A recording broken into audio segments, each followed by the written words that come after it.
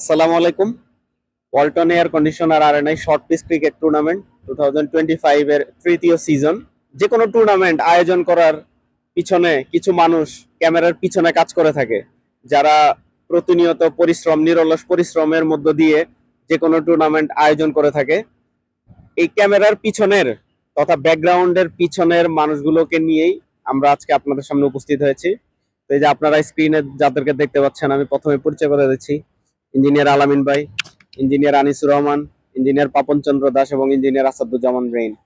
প্রত্যেকটা ম্যাচের আগে ভলান্টিয়ার লিস্ট করা, তারপর ইকুইপমেন্ট অ্যারেঞ্জ করা, মাঠের চতুর্দিকে যে রোপ, বাউন্ডারি দেওয়া, স্ট্যাম্প, এভরিথিং, অ্যাক্সেসরিজ অ্যারেঞ্জমেন্ট থেকে শুরু করে স্কোরিং, প্রত্যেকটা ম্যাচের রিপোর্ট, আপডেট, তো সকল ধরনের কাজের সাথে ওনারা সংশ্লিষ্ট ছিল।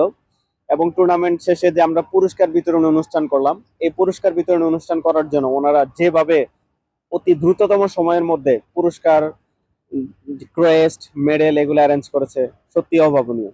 তো আজকে তাদের কথা শুনবো। প্রথমেই আমি আসবো আসাদুজ্জামান রেইন আপনার কাছে। তো এই যে টুর্নামেন্ট আপনারা আয়োজন করলেন, মূলত কেন এই টুর্নামেন্ট আয়োজন করেছিলেন? আসসালামু আলাইকুম স্যার। আসলে দেখা যাচ্ছে যে আমরা রেগুলার আমাদের লাঞ্চ টাইম, অফিস টাইমের ফাঁকে একটু রিফ্রেশমেন্টের জন্য আমরা রেগুলার খেলতাম। তো এখান থেকে খেলতে খেলতে আমাদের স্যার আমাদের বলল যে আমরা যদি একটা টুর্নামেন্ট আয়োজন করি, একটু ছোট পরিসরে হইলেও আমরা খুব শর্টকাটে করব, তাহলে দেখা যাচ্ছে আমরা এখানে হয়তো 15-20 জন খেলতেছি, আমাদের এখানে আরো বেশি হবে, সবার জন্য একটা ভালো লাগবে, সবার একটা রিফ্রেশমেন্ট কাজ করবে। এখন আমরা কয়জন একটু হচ্ছি, তখন আমাদের আরো কিছু লোকজন আসবে, সবাই মিলে একটা খেলাধুলা হইলো, পুরস্কার বিতরণী অনুষ্ঠান হইলো। এটা পুরো ওয়ালটন সবাই জানলো যে হ্যাঁ, এসি প্রোডাক্ট এরকম হচ্ছে, তাদের মধ্যে বন্ডিংটা অনেক ভালো। তারা কাজের পাশাপাশি খেলাধুলা নিয়ে, নিজের শরীর চর্চা নিয়ে, শারীরিক অনেক কিছু নিয়ে তারা কাজ করতেছে। স্যার এই দৃষ্টিকোণ থেকে স্যার এই টুর্নামেন্টটা আমরা খুব দ্রুত আয়োজন করার চেষ্টা করছি এবং সফলভাবে কাজ করার চেষ্টা করছিলাম।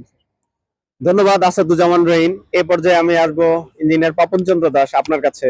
তো এই টুর্নামেন্ট আয়োজন করার জন্য আপনাদের কি কি চ্যালেঞ্জ ছিল এবং তা কিভাবে ওভারকাম করেছেন? সর্বপ্রথম আমি ধন্যবাদ জানাই ওয়ালটন গ্রুপকে, এবং ধন্যবাদ জানাই এই আমাদের শ্রদ্ধেয় ইঞ্জিনিয়ার শিমুল স্যারকে, যে এত বড় সুন্দর একটা আয়োজনের পিছন থেকে, ওই যে বলে না যে ক্যামেরার পিছনে যে মানুষ যে দেখা যায় না, তো সেই ছিল আমাদের প্রধান উপদেষ্টা হিসেবে কাজ করেছে।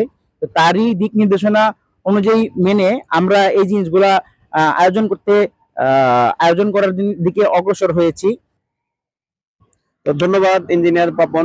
এ পর্যায়ে আসবো ইঞ্জিনিয়ার আনিসুর রহমান আপনার নিকট। এই যে প্রত্যেকটা ম্যাচ আপনারা 1 থেকে 2 আমাদের এখানে ওয়ালটন হেডকোয়ার্টার্স এর লাঞ্চ টাইম, এই সময়ের মধ্যে আমরা খেলাগুলো অ্যারেঞ্জ করেছি। তো ভলান্টিয়ার ম্যানেজমেন্ট, মাঠটা তৈরি করা, এই ধরনের ক্ষেত্রে আপনারা কিভাবে কাজটা করেছিলেন? আসসালামু আলাইকুম। হ্যাঁ, আমরা খেলার আগে আমরা লটারি করেছিলাম যে সেম ক্যাটাগরির খেলোয়াড় নিয়ে 4-5 জন করে নিয়ে ওখান থেকে লটারি করে করে 4টা টিম প্রথমে গঠন হয়েছিল। আমাদের লাস্ট টিমটা পরবর্তীতে গঠন করা হয়েছিল 2-3 দিন পরে আর কি। তো যাই হোক, আমাদের এই টিম গঠন করতে যে তারপর হচ্ছে এই অ্যাক্সেসরিজ ক্রয় করা বাবদ, তারপর হচ্ছে এই জার্সি ম্যানেজ করা, এগুলো অনেক চ্যালেঞ্জ ছিল। তো সবগুলো আমরা ভালোভাবে ওভারকাম করতে পারছি এখানে। তারপর হচ্ছে খেলার শিডিউল করা, ভলান্টিয়ার ঠিক করা, তো সবকিছু স্যার পরামর্শ দিয়েছে, তা ওই পরামর্শ মতো আমরা সুন্দরভাবে শেষ করতে পারছি। আপনারা টিম মিটিং এ কি কি বিষয় নিয়ে আলোচনা করতেন? Strategic plan, engineer Papon Chandra Das আপনি যদি বলতেন। খেলাটা 1টা থেকে 2টার মধ্যে কিভাবে শেষ করা যায়, মানে সঠিক সময়ের মধ্যে, এবং তার পাশাপাশি যারা আছে লাঞ্চ টাইমটা যদি কভার করা যায়, এক। তারপর দ্বিতীয়ত হলো আমরা ওই সময়ের মধ্যেই, যেমন 2 টিমের খেলা, বাকি 3 টিমের খেলা নেই, ওই 3 টিমের ম্যান পাওয়ার একসাথে করে আমরা 3টা ভাগে বিভক্ত করে, যে যেমন এক টিম হলো শুরুতেই স্ট্যাম্প গুলা নিয়ে যাবে, তারপর তারা লাঞ্চে চলে যাবে। মাঝখানে যারা, তারপর হলো আরেকটা টিম যারা, তারা হলো মাঠে আমাদের সাথে যখন বল 4 হবে বা বাউন্ডারি হবে, ওই বলগুলো একটু নিয়ে আসবে। আর তৃতীয় টিম, সেই টিমটা হলো স্ট্যাম্প গুলা এবং সকল কিছু ইকুইপমেন্ট গুলা নিয়ে আসবে। এই টিমটা হলো আগেই লাঞ্চ করে চলে আসবে। এভাবে হলো আমরা প্রতিটা খেলার পূর্বেই আমরা এগুলা একটা টিম মিটিং করে নিয়েছিলাম। আমাদের ভিডিও করার মাঝখানে যুক্ত হয়েছে আমাদের টেকনোলজি স্পেশালিস্ট ইঞ্জিনিয়ার নিনাদ। তো ইঞ্জিনিয়ার নিনাদ, আমরা এই টুর্নামেন্টে প্রথমবারের মতো টেকনোলজির ব্যবহার করেছি, তো এই বিষয়টি যদি আমাদের সামনে বলতেন।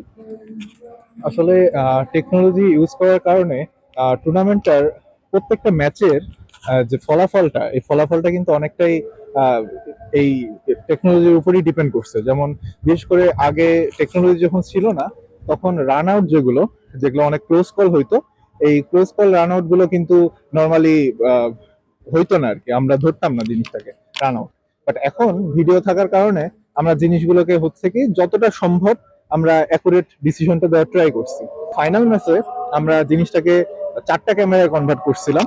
চারদিকে 4টা ক্যামেরা দিয়ে আমরা সব ধরনের রান আউটের ডিসিশন প্লাস ক্যাচ আউট যেগুলো হয় নর্মালি, যেগুলো উইকেট কিপারের হাতে ক্যাচ যায়, বা সিম্পল সিম্পল কিছু ডিসিশন, ইভেন নর্মালি যেটা বাউন্ডারি বাহিরে একটা চার হয়েছিল, হ্যাঁ বাউন্ডারির বাহিরে যে একটা চার হয়েছিল, এই জিনিসটা আসলে ক্যামেরা মানে ভিডিও না থাকলে আমরা জিনিসটা বুঝতে পারতাম না আসলে যে আসলে বলটা কোথায় ড্রপ খাইছে, সেটা বাউন্ডারি আগে নাকি বাউন্ডারির পরে। তো এই জিনিসগুলো আসলে ক্যামেরা আমাদের অনেক হেল্প করছে।